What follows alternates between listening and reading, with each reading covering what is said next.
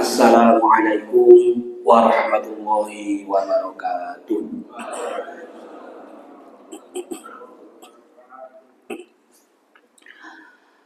Alhamdulillahilladzi ja'ala al-laila wan nahara khilfatan liman arada an yadhakkara aw arada syukura. Asyhadu an la ilaha illallah wa asyhadu anna Muhammadan abduhu wa rasuluh. Allahumma shalli wa sallim ala nabiyyina Muhammad wa ala ali Muhammad, amma ba'd.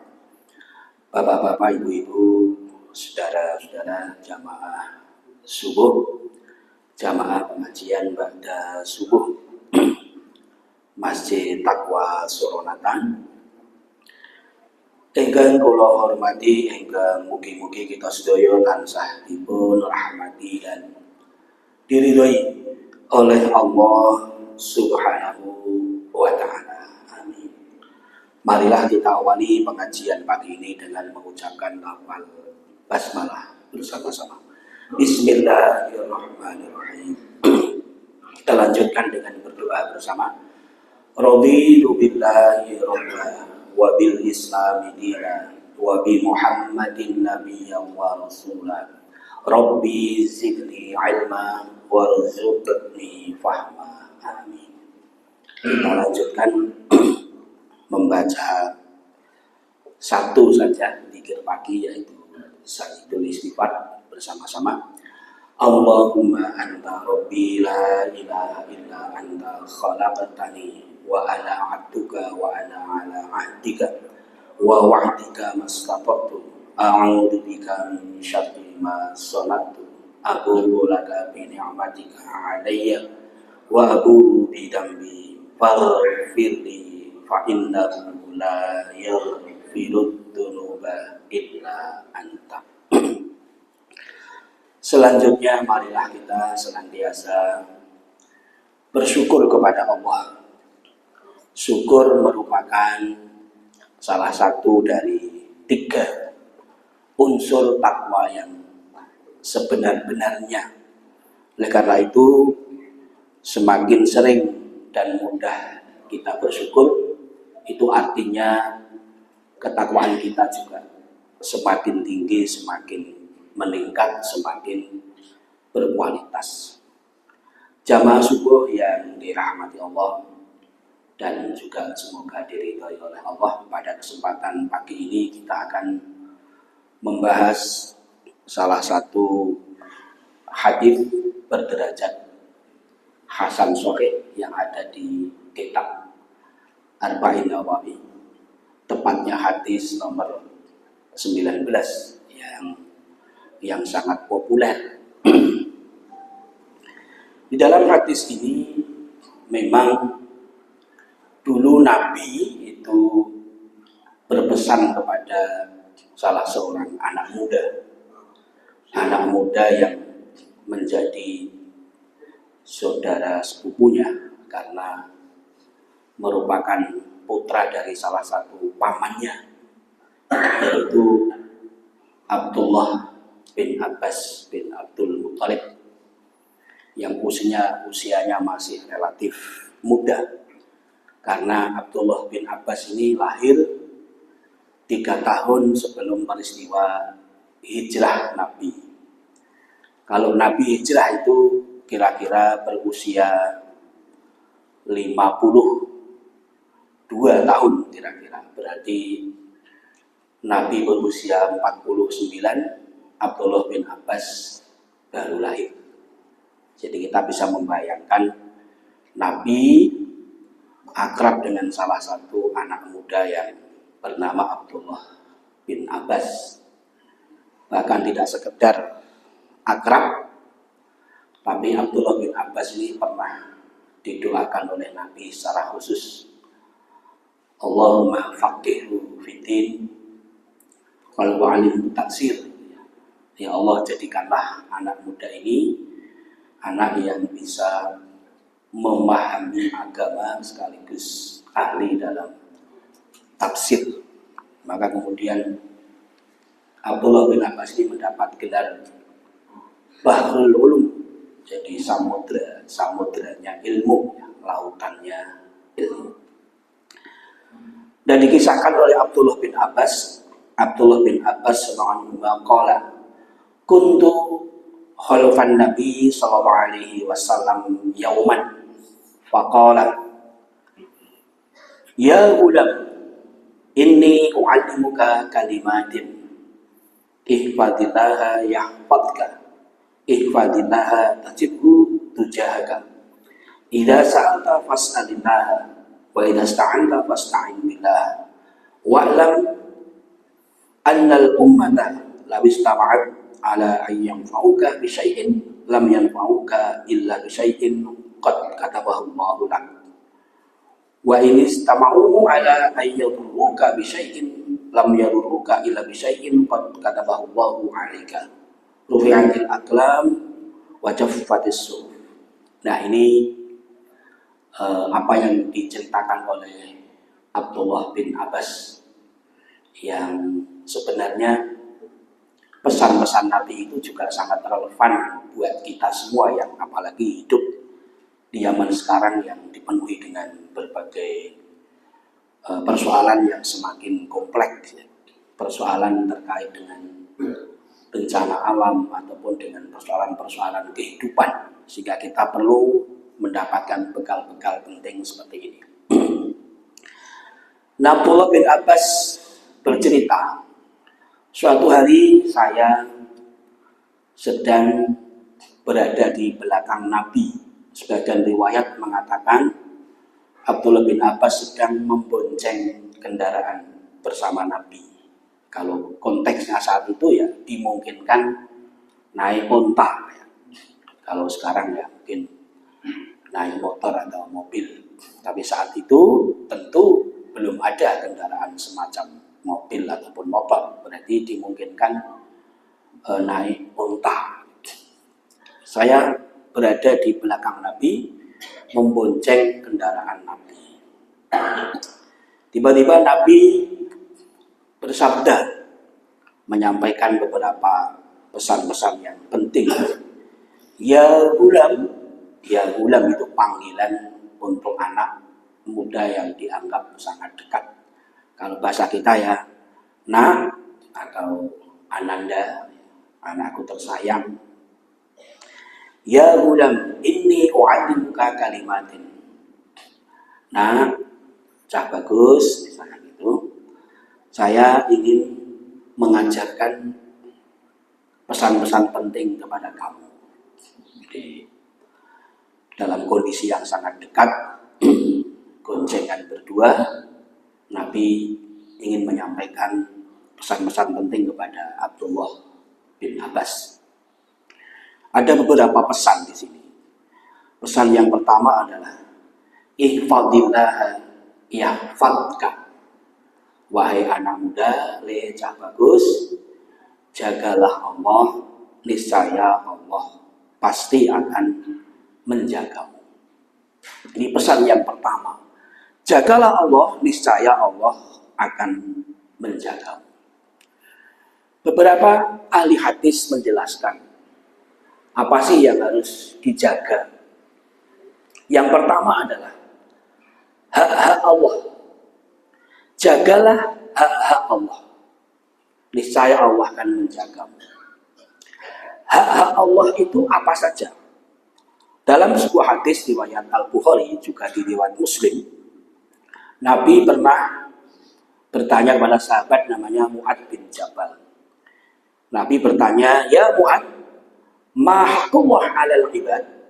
Wahai Mu'ad, apa hak-hak Allah yang harus ditunaikan oleh hambanya? Mu'ad menjawab, Allah wa rasuluhu a'lam. Allah dan Rasulnya lebih tahu. Tentu jawaban ini tidak bisa diterapkan di dunia pendidikan sekarang. Guru tanya sama murid, misalnya, nah, coba Ahmad jelaskan apa hak Allah yang harus ditunaikan oleh hambanya. Ahmad menjawab, Pak Guru lebih tahu. Nah, tidak boleh. Ini konteksnya adalah saat itu memang biasa sahabat kalau ditanya itu dikembalikan. Allah dan Rasulnya lebih tahu. Kemudian Nabi menjelaskan haqqullah 'alal ibad ayya'buduhu wa la yusyriku bihi syai'an. Hak Allah yang harus ditunaikan oleh hambanya itu ada dua. Yang pertama adalah ayya'buduhu. Allah itu punya hak, yaitu disembah, diibadahi. Jadi kalau Bapak Ibu yang saya hormati jamaah, setiap hari semalam kita sholat 5 waktu menyembah Allah, itu memang sudah menjadi haknya Allah yang harus kita lakukan. Sehingga kalau kita sholat 5 waktu itu sebenarnya bukan prestasi. Bukan prestasi. Kenapa? Karena itu sudah menjadi haknya Allah yang harus kita lakukan. Akan menjadi prestasi kalau kita melakukannya itu dengan cara yang terbaik. Di awal waktu, berjamaah, dengan tumak ninah dan sejenisnya. Jadi menyembah Allah itu adalah memang menjadi haknya Allah yang harus ditunaikan oleh hambanya. Yang kedua adalah wala yusyriku bihi syai'an. Allah punya hak tidak disekutukan. Kalau pakai bahasa ibu-ibu itu mudah, tidak diduakan. Nah, jadi Allah punya hak untuk tidak disekutukan. Jadi kalau misalnya kita mentauhidkan Allah dalam tentu 3 macam tauhid itu memang sudah menjadi haknya Allah yang harus ditunaikan oleh manusia termasuk kita. Nah, Bapak Ibu yang saya hormati, Rasulullah kemudian memberikan salah satu balasan dari Allah.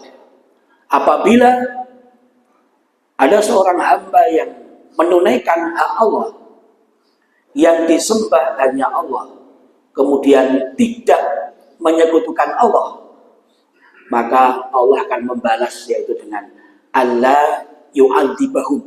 Allah tidak akan memberikan azab, Allah tidak akan menyiksa hamba itu, hamba yang sudah menunaikan hak Allah itu.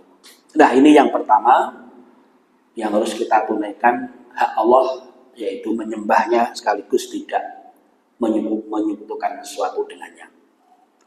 Nah, ini yang harus kita jaga, yaitu hak Allah. Kemudian yang kedua, apa yang harus dijaga? Yaitu awamirillah, perintah-perintah Allah.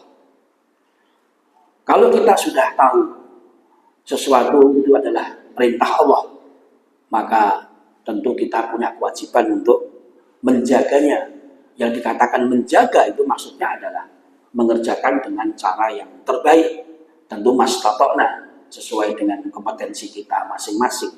Karena dalam konteks melaksanakan perintah itu adalah fattaqullaha mastata'tum. Jadi sesuai dengan kompetensi kita. Lalu yang ketiga adalah hal-hal yang dilarang oleh Allah. Jadi paling tidak ada 3 hal itu menurut para ahli hadis. Apa yang harus dijaga? Yaitu yang pertama hak-hak Allah, yang kedua perintah-perintah Allah, yang ketiga adalah larangan-larangan Allah. Nah, Rasul kemudian menjanjikan yahfadka, jagalah hak Allah, jagalah perintah Allah, jagalah larangan-larangan Allah, niscaya Allah akan menjagamu. Apa yang Allah jaga buat orang-orang yang sudah bisa mengamalkan 3 hal tadi? Yang pertama adalah Allah akan menjaga kehidupan dunianya. Jadi ketika ada manusia, ada seorang hamba yang selama hidupnya dia jaga betul hak-hak Allah itu, hanya menyembah Allah, tidak menyekutukan Allah, dia jaga perintah-perintah Allah dengan sebaik-baiknya, dia jaga larangan-larangan Allah, ditinggalkan sebaik-baiknya, maka Allah akan menjaga 2 hal. Yang pertama adalah akan menjaga kehidupannya, menjaga harta bendanya, menjaga keluarganya. Pendeknya adalah menjaga kehidupan dunianya, baik dirinya maupun keluarganya. Dan itu sudah sering kita baca dalam sejarah, bagaimana ketika Allah menjaga Nabi Yusuf alaihi salam sejak kecil dicelakai oleh saudara-saudaranya sendiri, dimasukkan ke dalam sumur, diselamatkan oleh Allah, dipenjara walaupun tidak salah sedikit pun, dan akhirnya tetap dijaga kehidupannya, dijadikan sebagai bendaharawan Mesir. Bendaharawan Mesir saat itu adalah orang kedua setelah raja yang tadinya hidup berada di bawah bayang-bayang penderitaan, dicelakai, mau dibunuh, tapi dijaga oleh Allah sampai menjadi orang yang terhormat, menjadi Rasul. Dan begitu banyak kisah-kisah orang yang bertakwa. Mereka bukan Rasul, bukan Nabi, tapi orang soleh, orang takwa yang karena menjaga hak Allah, perintah Allah, larangan Allah, Allah jaga kehidupannya. Kemudian yang kedua adalah Allah akan menjaga iman dan agamanya. Tidak cuma menjaga kehidupan duniawinya, menjaga keluarganya, tapi Allah menjaga hal yang lebih penting lagi, yaitu menjaga imannya sekaligus agamanya. Allah menegaskan di surat Al-Imran 91 bahwa iman merupakan nikmat yang paling besar yang tidak bisa ditebus meskipun dengan emas sepenuh bumi. Dan ini adalah penjagaan Allah yang terpenting dalam hidup kita. Apakah ada yang lebih penting daripada iman dan agama? Sekali orang kehilangan imannya, kehilangan agamanya, habislah kehidupannya itu. Nah, itu semua akan dijaga oleh Allah manakala seseorang itu juga mau menjaga Allah, dalam artian menjaga hak-hak Allah, menjaga perintah-perintah Allah, sekaligus menjaga larangan-larangan Allah. Jamaah yang dirahmati Allah. Kemudian pesan yang kedua adalah ihfadillah tajidhu tujahaka. Jagalah Allah, niscaya kamu akan mendapati Allah berada di hadapanmu. Ini adalah lanjutan pesan yang pertama tadi.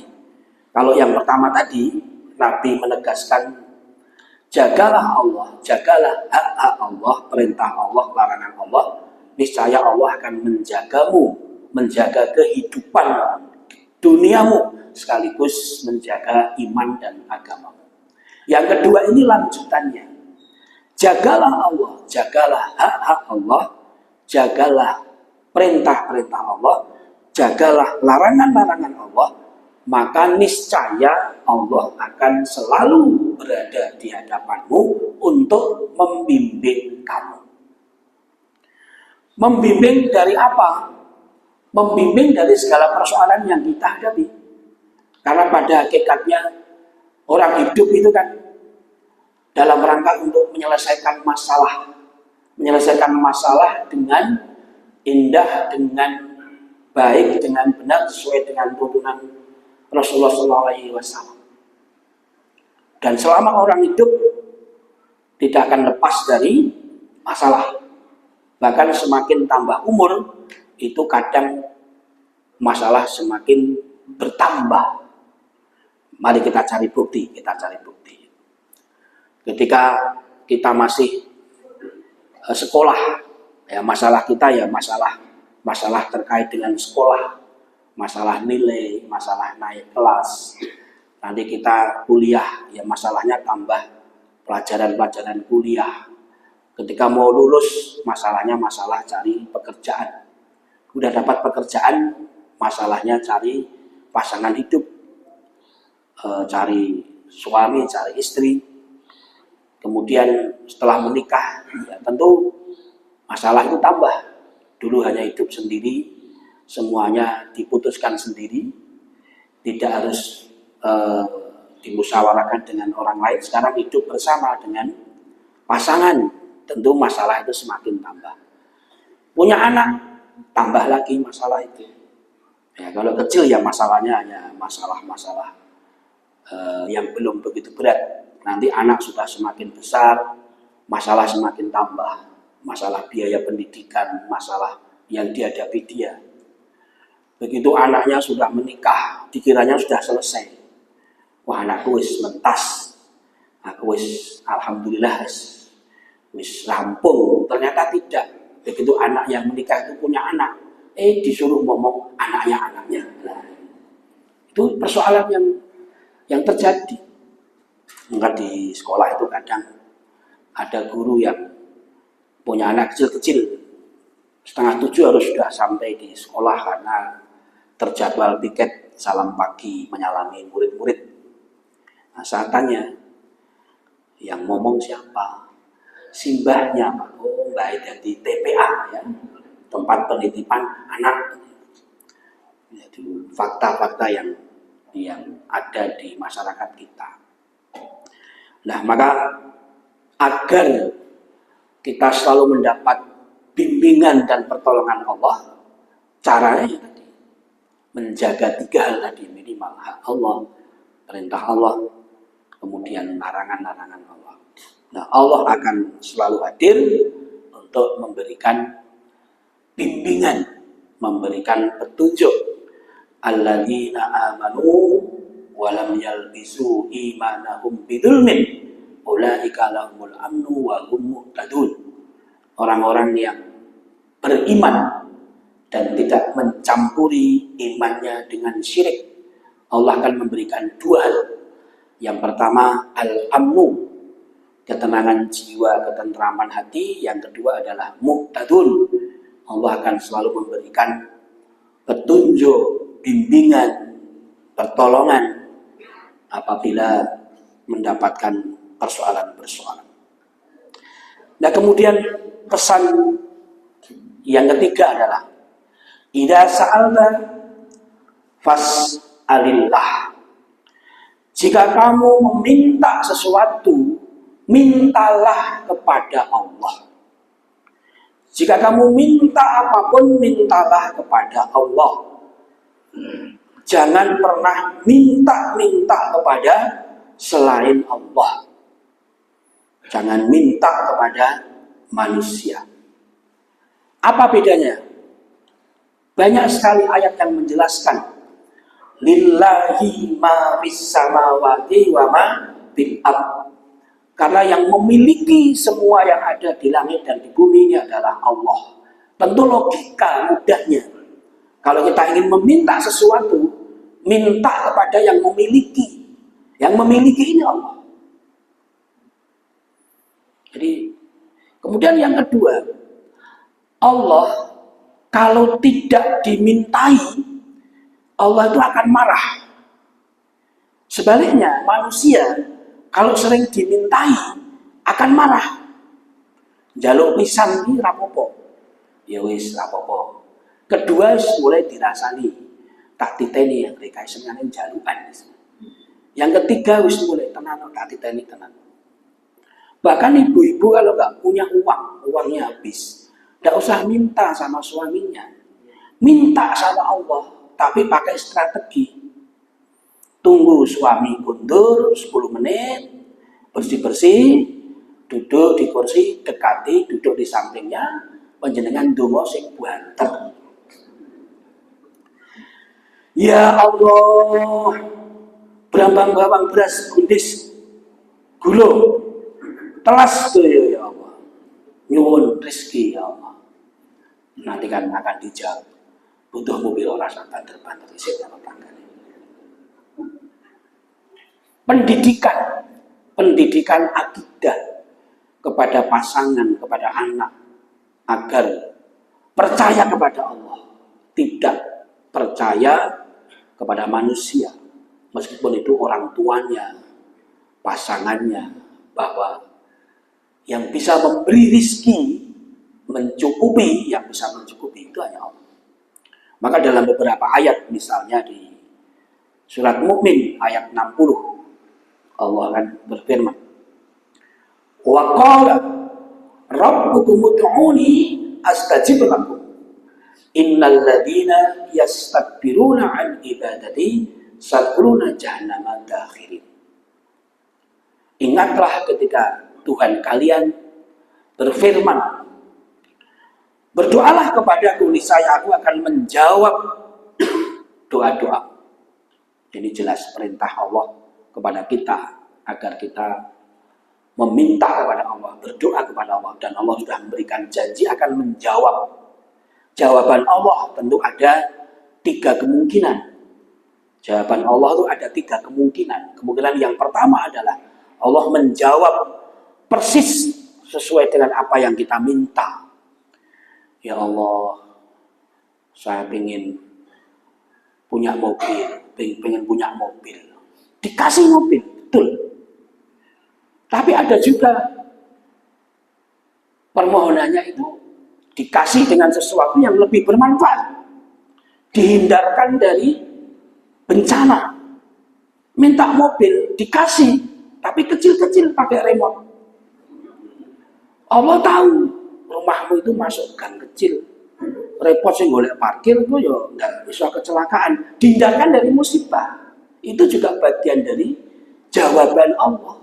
Jadi jangan kemudian ketika Allah tidak menjawab persis yang diminta, kita menganggap Allah tidak menjawab. Tidak. Allah menjawab dengan sesuatu yang lebih penting. Ternyata kita dihindarkan dari berbagai bencana, musibah. Bahkan yang ketiga ini ada yang doa-doa kita itu akan dijawab Allah di akhirat nanti. Diberikan di akhirat nanti dalam bentuk kemuliaan. Maka kalau kita membaca ayat yauma idzi yasdurun nasu ashtatan liyurau a'malahum, besok ketika manusia mendengar tiupan trompet malaikat Israfil yang kedua, semua dibangkitkan dari kubur dengan wajah yang sudah bermacam-macam, bentuk fisik yang bermacam-macam. Ada orang yang wajahnya bercahaya seperti bulan purnama. Apa kelebihannya? Ternyata orang ini waktu masih hidup sering berdoa kepada Allah. Jadi sering berdoa kepada Allah. Itu ternyata Allah memberikan balasan yang luar biasa. Maka ada 3 kemungkinan itu Allah menjawab doa-doa kita. Menjawab persis sesuai yang diminta. Menjawab dalam bentuk dihindarkan dari bencana. Dan Allah menyimpan doa-doa kita, nanti diberikan balasannya di akhirat.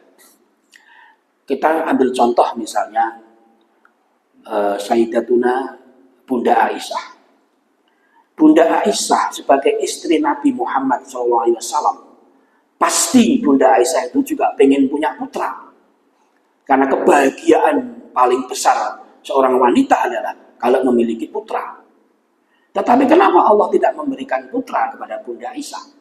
Tentu Allah punya pertimbangan sendiri. Yang bisa jadi di antara 3 tadi akan diberikan kemuliaan-kemuliaan yang lebih besar di akhirat nanti. Ini kan kalau kita berpikir logis. Sebagai istri Nabi tentu kepingin punya putra. Tapi kenapa Allah tidak memberi? Nah ini kan salah satu contoh.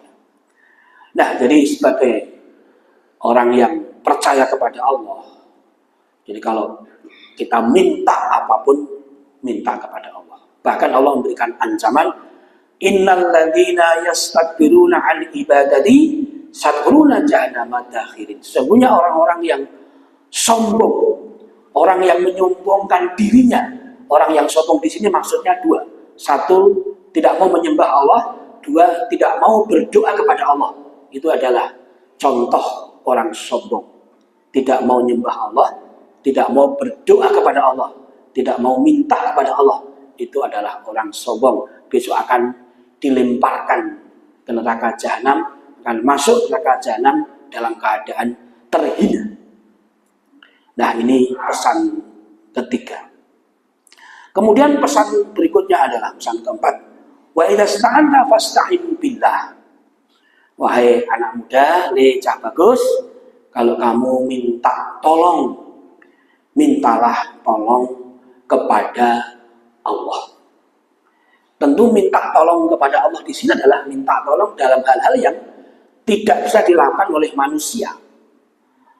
Kalau kita minta tolong dalam konteks hal-hal kemasyarakatan, ini musim hujan, gendenge bocor, Ya, pertama kali memang menyebut Allah, ya Allah. Karena para salafus soleh itu memberikan contoh. Kalau ada masalah dari yang kecil sampai yang besar, itu menyebut Allah duluan. Misalnya apa? Misalnya mereka sedang safar, apakah dalam konteks berdagang ataupun yang lain, sedang bepergian kok, sandalnya rusak, sepatunya rusak, langsung nyebut Allah. Ya Allah, sandal hamba rusak, tolong diganti yang baru ya Allah. Nah ini contohnya begitu. Jadi apa-apa itu nyebut Allah dulu. Misalnya dalam konteks genting, gendengnya bocor, ya Allah, gendeng saya bocor. Tolong ya Allah, semoga tidak bocor. Ya enggak yo, orang nutup diri ya orang gitu. Siapa ya sing nutup ora metu kae lho. Sing kena dadane gendeng kae lho. Ada yang beritahu. Ya terus sandale rusak ki ora terus dadi dhewe ya kok tuku, mesti kan ngono kan. Tuku. Tapi kan sumbernya itu Allah, sumbernya Allah. Dan kalau orang itu punya keyakinan semacam itu, dia punya problem sebesar apapun itu menjadi ringan. Kenapa? Ada sandaran hidup. Sandaran hidup yang tidak pernah tidur. Sandaran hidup yang berkuasa. Nah, inilah enaknya. Jadi kalau kita minta tolong dalam hal apapun, sebut nama Allah duluan. Saya membaca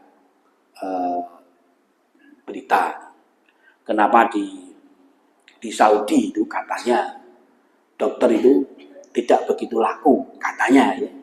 Kalau orang buka praktek di sana itu pasiennya sedikit beda dengan di Jogja, di Indonesia. Dokter itu laris. Ternyata di sana ada perbedaan mindset, perbedaan paradigma. Ketika orang sakit itu yakin betul, faida maritu fahuwa yasfin. Kalau aku sakit, Allah yang menyembuhkan. Maka kalau sakit itu pertama kali justru melakukan refleksi, langsung ingatnya ke Allah. Apa ya salahku, kekuranganku dalam ibadah? Oh barangkali kurang sedekah, barangkali kurang istighfar, barangkali ibadahku kurang bagus. Allah dulu. Kalau sudah melakukan sholat taubat, istighfar, sedekah, meningkatkan amal soleh, masih sakit baru ke dokter. Beda dengan kita, pusing sedikit langsung saridon, langsung obat dulu. Dokter, ya dokter laris di Jogja ini, bahkan ada dokter kita, dokter orang Muhammadiyah itu di PKU itu kalau praktek PKU itu pasiennya sampai ratusan. Kita bisa bayangkan dalam sekian jam pasiennya ratusan. Satu pasien cuma berapa menit? Dokter Jamroni, ahli saraf, pasiennya banyak sekali. Ini malah nyetak di dokter saraf ya. Yang terakhir, Nabi memberikan ilmu. Wa'lam annal ummata lam yanfa'uka illa bisyai'in qad katabahu Allah lak. Ketahuilah jika seluruh manusia di dunia ini mereka berkumpul ingin menolong kamu, mereka tidak akan bisa menolong kamu kecuali apa yang sudah ditentukan oleh Allah. Sebaliknya, wa istama'u ala ayyadurruka bisyai'in lam yadurruka illa bisyai'in qad kataballahu 'alaika. Begitu pula sebaliknya, kalau orang seluruh dunia ini mereka sepakat bekerja sama ingin membahayakan kamu, mencelakakan kamu, mereka tidak akan bisa kecuali apa yang sudah ditentukan oleh Allah. Ini adalah persoalan iman kepada takdir. Jadi kalau orang iman kepada takdirnya itu sudah benar, maka dia akan menjadi pribadi-pribadi yang tidak mengenal rasa takut kepada manusia, tapi juga penuh perhitungan. Tidak takut kepada manusia, tapi juga penuh perhitungan. Tidak kemudian bonek, bondo nekat, tapi juga penuh perhitungan. Meskipun dalam konteks takdir dia tawakal kepada Allah. Dan sebagai penutup di surat At-Tolak itu ada salah satu ayat yang sangat menggembirakan kita. Wa may, barang siapa yang bahwa hasbuh, barang siapa yang bertawakal kepada Allah, niscaya Allah akan mencukupi orang yang bertawakal itu. Demikian Bapak Ibu yang dapat saya sampaikan kajian pagi ini, pesan-pesan Rasulullah Muhammad SAW. Meskipun pesan ini dulu disampaikan kepada Abdullah bin Abbas bin Abdul Muthalib, tapi hakikatnya pesan ini juga buat kita sebagai umatnya, dan ini sangat relevan untuk kita amalkan di era sekarang ini ketika problem manusia itu semakin kompleks. Nah, demikian, semoga bermanfaat. Ada kurang salah saya mohon maaf. Kita tutup dengan bacaan alhamdulillah bersama-sama. Alhamdulillahirabbil alamin. Assalamualaikum warahmatullahi wabarakatuh.